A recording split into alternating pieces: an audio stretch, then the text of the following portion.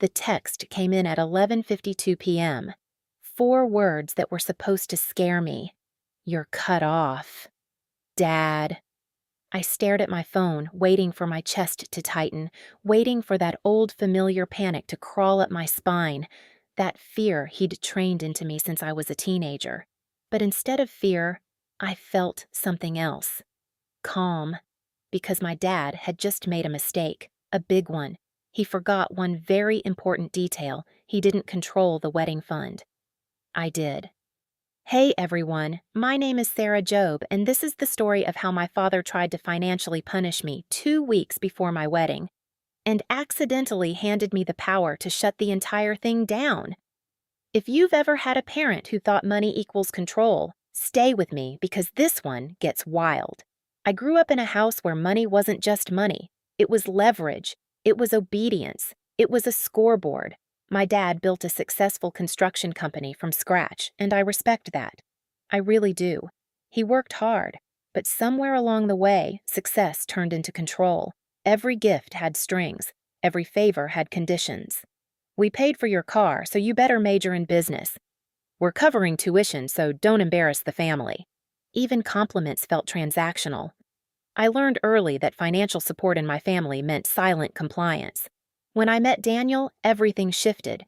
He didn't come from money. He came from stability, from warmth, from parents who asked what you wanted instead of telling you what you owed. My dad didn't like that. Not Daniel personally at first. Just what he represented. Independence. Daniel encouraged me to start my own event planning business instead of joining my dad's company. That was strike one.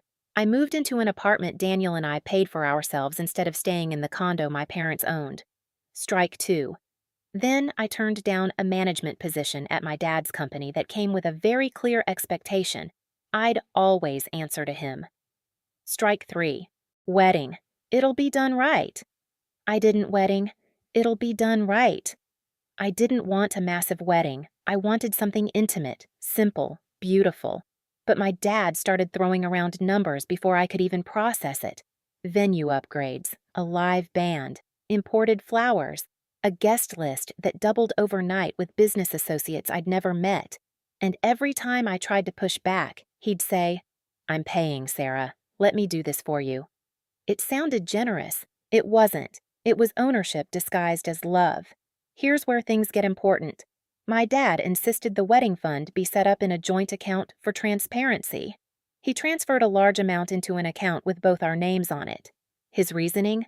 Vendors will need quick access, and you're too busy to handle all that stress. But I am literally an event planner. Handling vendors is what I do. Still, I didn't fight it. I thought maybe this was his way of feeling included. What he didn't realize is that he added me as a full account holder, not just an authorized user, which meant legally I had equal control. About a month before the wedding, tension exploded. It started with the guest list. I found out he'd invited over 30 clients without asking me. 30. That's not family. That's networking.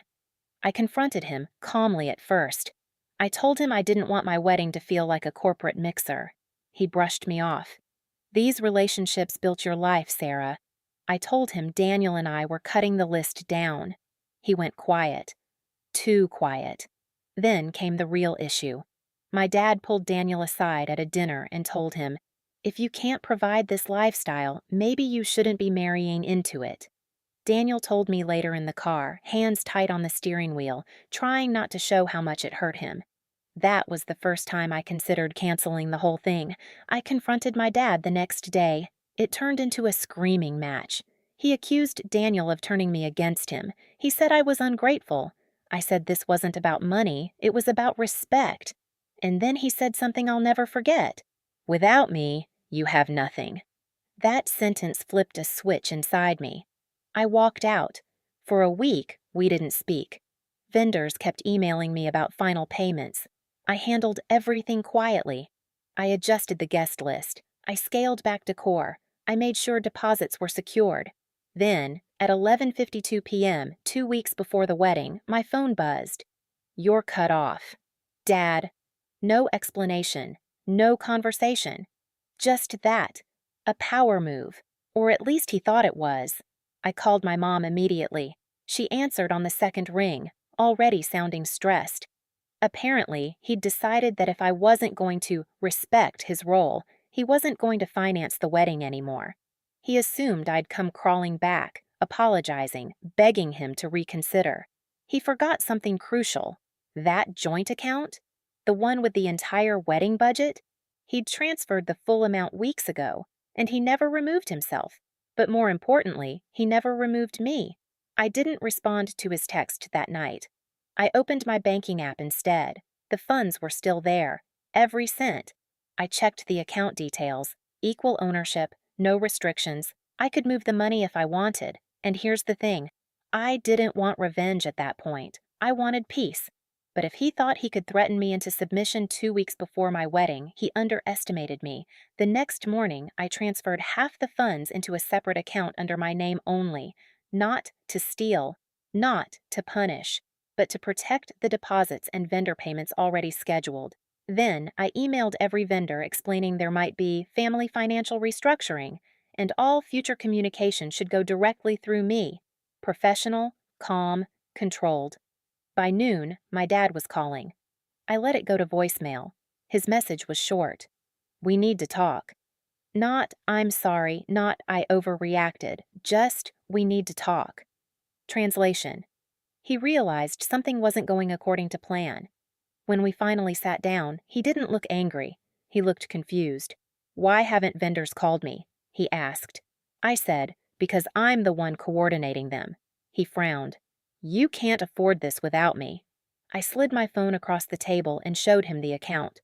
You transferred the money already. It's in a joint account. I have equal access. The silence that followed was heavy. He genuinely hadn't realized it. He thought cutting me off meant I'd panic before checking anything. He thought the threat alone would work. Then he did something I didn't expect. He smiled, not warmly, strategically. If you move that money without my permission, I'll consider it theft. That's when I knew this wasn't about a wedding. It was about control slipping through his fingers. I calmly reminded him that legally, as a joint account holder, I had full rights. I'd already spoken to a family friend who's an attorney just to be safe. I wasn't stealing. I was ensuring contractual obligations were honored. His jaw tightened. Over the next few days, he tried different tactics. Guilt through my mom. Silence. Then anger. He told extended family I was being dramatic, that I was ungrateful. But here's what he didn't know. I had access to every receipt, every invoice. I compiled everything into a folder, transparent, organized, professional. If he wanted to make this public, I was ready. Then came the final twist. 3 days before the final venue payment was due, he froze his business accounts temporarily to restructure liquidity. I knew that move. He was trying to show financial instability so if things escalated legally, he could argue hardship. Except the wedding fund was separate, personal, already transferred. His business maneuver didn't touch it. The day before the wedding, he called me again. This time, his voice was softer.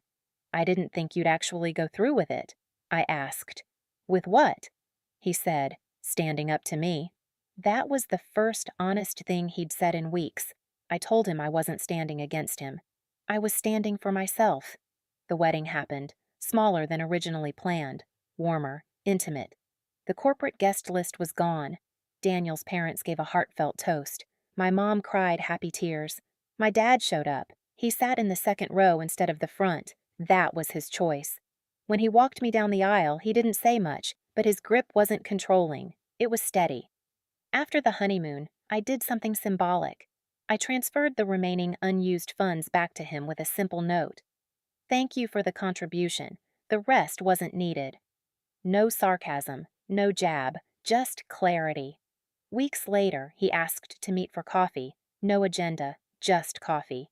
He admitted he was afraid of losing relevance, afraid that if he wasn't funding my life, he wasn't part of it. That hit me harder than any argument. Here's the truth. Revenge doesn't always look like destruction. Sometimes it looks like boundaries. Sometimes it looks like calm competence in the face of intimidation. My dad thought cutting me off would break me. Instead, it showed both of us that I was never financially dependent the way he believed.